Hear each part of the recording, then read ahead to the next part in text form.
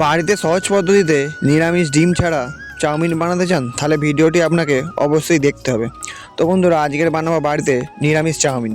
তার জন্য মাকে বললাম সমস্ত রকম সবজি কেটে দিতে। মা এক এক করে সব সবজি কাটতে আরম্ভ করে দিল। প্রথমে বিম কড়াইটা কেটে নেওয়ার পরে এখানে ক্যাপসিকামটা ভালো করে কেটে নিয়ে ধুয়ে রেখে দিল। তারপরে গাজরটা নিয়ে মা কেটে কেটে নিয়ে কুচি কুচি করতে আরম্ভ করে দিল। গাজরটা কেটে নেওয়ার পরে সেটাকে ধুয়ে রেখে দেওয়ার পরে মা এবার আলু কাটতে আরম্ভ করে দিল। তো আলু সব কটা কেটে নিয়ে আলুটা ধুয়ে রেখে দিল। তারপরে চাউমিনটা নিয়ে ছোট ছোট করে টুকরো করে নিয়ে এবার জল দিয়ে ভিজিয়ে রেখে দিল। চাউমিনটা বেশ কিছুক্ষণ আগে থেকেই আমরা ভিজিয়ে রেখেছি যাতে নরম হয়। তারপর একটা ফুলকপির কিছুটা অংশ নিয়ে ছোট ছোট করে টুকরো করে জলে ধুয়ে সেটাও রেখে দেওয়া হলো। ফুলকপি কেটে নেওয়ার পরে এবারে আমরা কিছুটা পরিমাণ কাটবো বাঁধাকপি। চাউমিনে কিছুটা বাঁধাকপি দেওয়ার ইচ্ছা হলো, তাই শেষে মাকে বললাম একটা বাঁধাকপি থেকে কিছুটা অংশ কেটে দিতে। তারপরে সব সবজি কেটে ধুয়ে নেওয়ার পরে এবার এখানে কিছুটা ধনেপাতা কুচি কুচি করে কেটে ধুয়ে রেখে দেওয়া হলো। তো বন্ধুরা, সব রকম সবজি কাটাই কমপ্লিট। চাউমিন দিয়ে খাওয়া বলে শশা কিছুটা কাটা হলো। তো তোমরা দেখতেই পাচ্ছ সব সবজি কাটার পরে আমি চলে এসেছি রান্নাঘরে। প্রথমে কড়াই কিছুটা সাদা তেল দিয়ে তেলটা গরম হওয়ার পরে কুচিয়ে রাখা আলুগুলো প্রথমে কড়াই ছেড়ে দিলাম। আলু দেওয়ার পরে তার মধ্যে দিয়ে দিলাম ক্যাপসিকাম। এবার এই দুটোকে বেশ কিছুক্ষণ ধরে আমি নাড়তে থাকবো। যখন অল্প অল্প করে ভাজা হয়ে গেল তারপরে আমরা দিয়ে দিলাম কুচিয়ে রাখা গাজর। কড়াই গাজরটা দিয়ে দেওয়ার পরে যে বিম কড়াইগুলো কাটা ছিল এবার সেই টুকরোগুলো আমি কড়ার মধ্যে আস্তে আস্তে দিয়ে দিলাম। এবার আমি বেশ কিছুক্ষণ ধরে এটা নাড়তে থাকবো যেন মোটামুটি ভাজা মতন হয়, তবে এটা চাউমিনের সাথে মেশানো যাবে।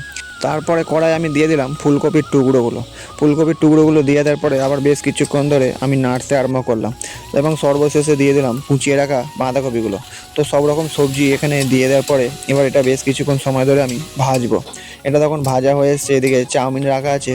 এবার কড়ার মধ্যে দিয়ে দিলাম কিছুটা পরিমাণে নুন দিয়ে কিছুক্ষণ নাড়ার পরে কুচিয়ে রাখা যে কাঁচা লঙ্কাগুলো ছিল সব কড়াই দিয়ে দিলাম। এখানে সব সবজি কড়াই দিয়ে দিয়েছি। এবার যখন দেখতে পাচ্ছি এটা ভাজা হয়ে এসছে তখন আস্তে আস্তে এটাকে আমি একটা কাঁচির মধ্যে ঢেলে নিলাম। সব সবজি ঢেলে নেওয়া হয়ে গেছে, এবার চাউমিনটা মেশানো হবে। তো প্রথমে কড়াতে আমি কিছুটা পরিমাণ সাদা তেল দেওয়ার পরে যে ভাজা সবজিগুলো ছিল সেটাও কিছুটা পরিমাণ দিয়ে দিলাম। তারপরে দিয়ে দিলাম ভিজিয়ে রাখা চাউমিনটা অল্প অল্প করে। তারপরে দিলাম কুচিয়ে রাখা ধনেপাতা। এখানে চাউমিনে আমি বন্ধুরা যে আমি মশলা তৈরি করেছিলাম সেই মশলা কিছুটা ইউজ করেছি, তবে সেটা লাস্টে দেবো। তো বেশ কিছুক্ষণ মেশানোর পরে প্রথমে দিয়ে দিলাম একটু জিরে গুঁড়ো আর চিনি। তো অল্প পরিমাণ চাউমিনটা ভালোই মেশানো হয়েছে, দেখতে কিন্তু খুব দারুণ লাগছে। তারপরে দিয়ে দিলাম আবার যে সবজি ভাজা ছিল সেইটা কিছুটা পরিমাণ। তারপরে দিয়ে দেবো আবার যে ভেজানো চাউমিন, সেই চাউমিন একেবারে দিয়ে মেশানো এখানে সম্ভব নয়, তার কারণ ছোট কড়া আর এখানে করতে গেলে বাইরে পড়ে যেতে পারে। তাই জন্য আমি অল্প অল্প করে দিচ্ছি আর মেশাচ্ছি। তো সব চাউমিন দিয়ে দেওয়ার পরে জিরে গুঁড়ো দিয়ে দিলাম এবং শেষে দিলাম যে মশলাটা তৈরি করেছিলাম সেই মশলাটা। তো সব কিছু মেশানো হয়ে যাওয়ার পরে এবার ভালো করে খুন্তি দিয়ে আমি চাউমিনটাকে নেড়ে নেবো। তোমরা দেখতেই পাচ্ছ বন্ধুরা মোটামুটি মেশানো হয়ে গেছে, দারুণ সেন্ট ছুটেছে আর খুব সুন্দর দেখতে লাগছে।